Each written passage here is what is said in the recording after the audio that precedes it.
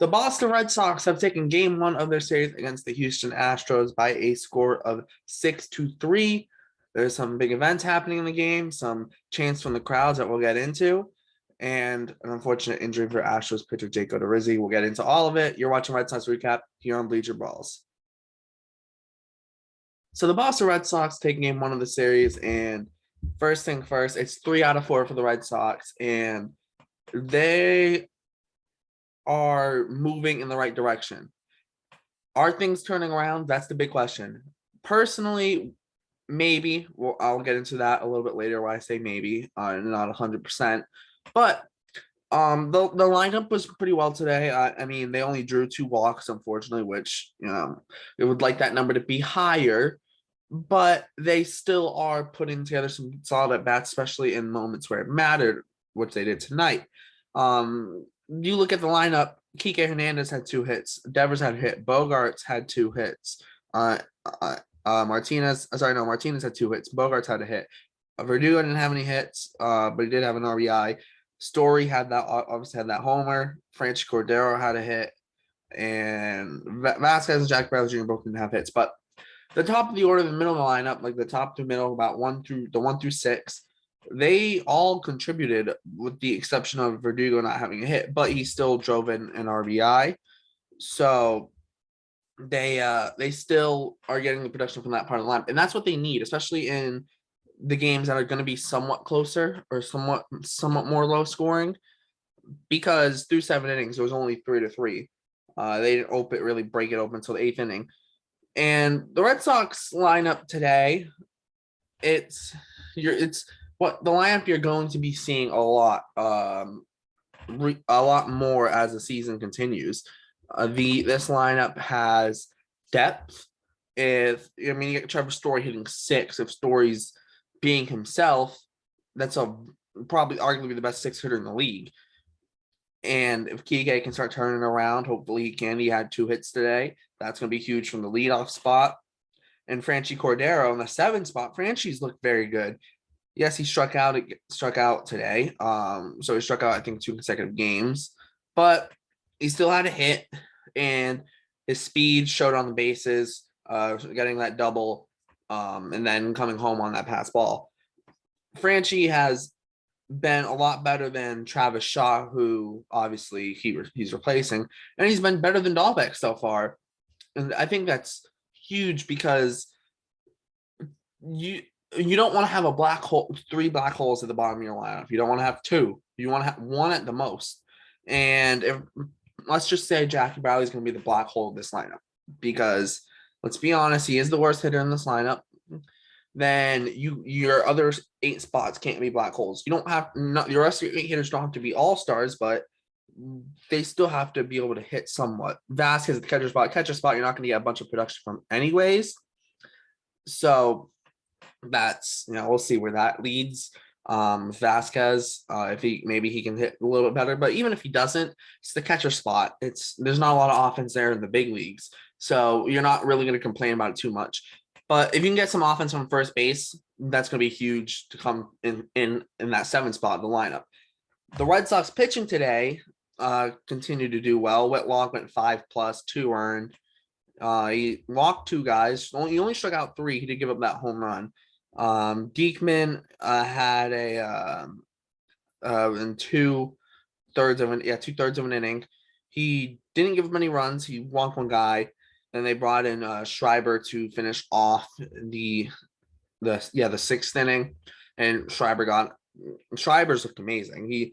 Schreiber's looked very, very good. He's been very good. He's gone from in like a week or so to being one of the last guys on the roster to being one of the most trusted relievers.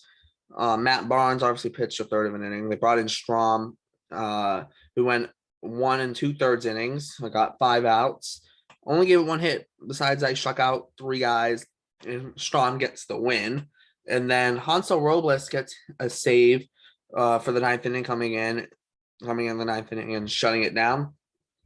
So that's very good, because the bullpen really held them. Yes, Matt Barnes gave up a run. It's Matt Barnes. Okay, just we'll move on from Barnes and Matt Barnes just being who knows.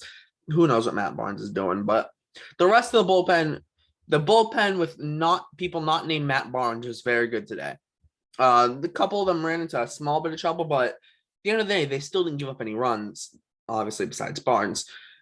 So that's a very, very encouraging sign because the starting pitching has been very good as of late. The lineup looks like it's starting to turn itself around. And if you can add on at least a decent bullpen, this Red Sox team can really start clicking. And they won 2 out of 3 in Texas. Obviously, that third game wasn't great, but the first 2 games are good. And Houston is a very good team. And they just beat them 6-3, and they got 2 more games left. Houston was just on an 11-game winning streak. And the Red Sox, if I remember right, were seventh in run differential in the American League. Even though the run differential they have like a negative run differential, it's still 7th best, I think, in the American League. And 7 teams make the playoffs, so you don't need to be first or second. Like obviously, run differential doesn't necessarily translate to record, as we found out last year with the Blue Jays and the Mariners, where the Blue Jays had like a run differential higher than almost everyone in the big leagues but missed the playoffs, whereas the Mariners had, I think, the same record, or they're only 1 game behind, and their thing wasn't run differential. It was fun differential because their run differential was horrendous. They were in the negatives as a team who won 90 games. So, yes, run differential doesn't mean everything, but the Red Sox haven't had a lot of blowout games. They haven't just been blown out by teams. You can argue this third game against Texas was a blowout. I wouldn't call it a blowout, though. It was just one bad inning that kind of screwed you over. But they've been competitive in almost every single game this season. Well, competitive in the sense of it's been close. They've had games where it's close, but they don't look like they're ever going to be able to actually win. But they've been close in every single game. The score, they haven't been beaten up on like 12-0 or 15-2, or like the Cardinals the other Sunday night where they were up 15-2, so they pitched Albert Pujols. The Red Sox haven't been beaten that bad. So there is positives to the Red Sox season so far. They haven't been just absolutely demolished. And is this lineup turning it around? I would say yes. Kike had 2 hits. Martinez's hit streak is getting up there very, very high. He's been very good to start this season. I think he's got a hit in every game so far this season that he's played in. So that's very good. Bogarts had that 2-run homer in the 8th. Trevor Story hit the homer in the 7th, and then in the dugout during the cart ride brought out the money gun, which is kind of cool. Which is kind of a cool thing. Trying to try and get the team spirits up, trying to have some more fun, which I'm all for. If you can make the game more fun and less of a drag to get through, and you can make it more fun, go ahead, because the teams who have fun are normally the teams that win. When you lose, you're not having fun. So if you can try and make it fun and you can win when you're having fun, I'm all for that. From the Astros point of view, I'd say an unfortunate game for the Astros. Obviously Jake Odorizzi going down with that injury honestly doesn't look good. He had to leave on a stretcher. That doesn't look good. And Odorizzi had been pretty good this year. Even after the start, a 3.13 ERA. He's been good this year. And the Astros, yes, he wasn't great last year, but he's came back this year and has been good. And it sucks to see because it looked like one of those injuries that's like a non-contact injury where you go and it's like, oh, that's a torn ACL or Achilles, or that's a hamstring, or there's something that's somewhat more serious that you're going to be forced to miss time. He's 110% going to go on the injured list unless it's some sort of miracle happens. So yeah, that's very, very unfortunate for the Astros. They did have a rain delay, so they didn't have to bring in a new pitcher right after that injury, though, obviously, because that was at the end of the 5th inning. They brought in Matone. He gave up a run, which is a Story homer. I think it was, that was a Story homer. But then Hector Neris came in. He pitched the 8th inning, gave up 3 runs. That's where the Red Sox started going. He had a Kike double, then you had the Martinez double, I think it was, if I'm remembering correctly, and then you had the Bogarts home run. Bogarts is getting the re-signed Xander chanting. He said that he heard them. He said that he heard the fans chanting them, and he said I heard from Bogarts. He said I heard it. If I struck out, it wouldn't have helped my cause. I mean, I would, I mean, just Bogart has said that it came out a couple of days ago that he'd be okay talking extension within the season. He just doesn't want it to be with him and the team. If the Red Sox, he said if the Red Sox give a fair offer to his agent and Scott Boras, then he'd consider it. But also too, you got to remember his agent Scott Boras. So I think that's just kind of rumor stuff coming out. And I think because who his agent is and that being Scott Boras, he's not gonna re-sign in the season. He's so close to free agency at this point. Being a Boras client, I guarantee he's gonna hit free agency unless he says, I don't care, I'm staying in Boston. But it's been good. It's a good game. Bogart's been good this year. Devers been good. Martinez has been good. So that's obviously nice to see. Back to the Astros. Their lineup, they only drew 3 walks, so the Red Sox weren't alone in not drawing a lot of walks. But the big thing, I think this comes from the Red Sox pitching point of view as well. The Astros were 1 for 9 with runners in scoring position. That's huge from the Red Sox perspective.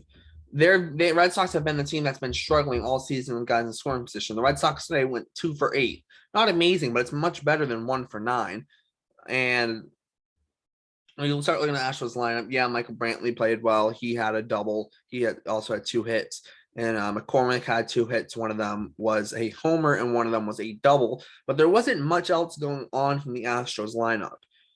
There's a couple guys who had a hit here and there, but there wasn't much. Brantley and McCormick had 4 of the team's 7 hits. So it's good for the Red Sox to see them. They only gave up 3 runs against one of the best lineups in baseball. You look at their line, you got Tuve, Brantley, Bregman, Alvarez, Gurriel, Tucker, McCormick, Castro, Dubon. It's not their strongest lineup, but it's still a very good lineup. It's not their strongest lineup that they've thrown out this year, but it's still a very good lineup. Still got a lot of very good players in that lineup. And the Red Sox are going to have to deal with that lineup for the next 2 games of the series. Will they be able to win the next 2? I mean, I hope so. Will they? I'm not 100% sure. But if things are trending in the direction I think they are, don't be surprised if the Red Sox win the series against the Astros. They've already won 1 game. All they got to do is win 1 of the next 2 to win the series. And they have the right guys on the mound. They have Nate Eovaldi tomorrow, and today when you see this video, in game 2. And then in game 3, they have Nick Pivetta, who's been very good recently. So that's going to be huge for the Red Sox. They'll be going up against Jose Urquidy in game 2 and Luis Garcia in game 3. Urquidy has a 4.40 ERA, but Garcia has a 2.94 ERA. If you got to pick one of the games that Red Sox most likely win, it would be game 2. We'll see what happens. Hopefully they can pull it out and get the win. And I'm going to say it. I think this team is turning. I think the tide's turning. Is it 100% they're turning? No, but I think it's in the process of turning, and it's at that beginning phase of the turnaround. Put it like that. It's at the beginning phase. They haven't turned it around yet, but they're starting to. And I think they're about to get on a roll. The team's ready to break out. And it looks very exciting. Looks very, very exciting prospect for the team. Before we end, we had a Angels video go up yesterday in the afternoon. So make sure to check that out. Are the Angels legit contenders? Make sure to check that out. Also check out all the previous game recaps from last series. Tomorrow we'll have a prospect pipeline video on Brain Bea, who just got called up to AAA. So that's going to be a very interesting one, a very fun one. We'll look at him, see his kind of path from being unsigned as a 16 and a 17-year-old up to become the organization's #1 pitching prospect. We'll look at that. What does the future hold for them and more? Future hold for him and more. Make sure to look at the description. Follow the Bleacher Brawls Twitter. Follow the whole crew's Twitter. Go look at the website. There's some good articles up there. Make sure to like, subscribe, comment, all that stuff. Share the video. We're going to be active in the comments. So if you comment, we'll try and respond to as many as possible. Maybe we'll even get some more than just one of us responding. Maybe you'll get a bunch of the crew to respond as well. So hopefully there's that as well. Yeah, make sure to subscribe, share this video. We're going to be putting out game recaps after every Red Sox game. And then we have Monday, Wednesday, Friday. Friday will be a video on the AL Central. Who's going to win the AL Central this year? Find out on Friday. And then next Monday, we will have a video covering the New York Yankees start to the season. Will they be able to, hold on to the AL East and be able to make a World Series run? Find out next Monday. I'll have that. Thanks for tuning in. My name is Derek. This is Red Sox Recap on Bleacher Brawls. Thanks for watching. I'll see you next time.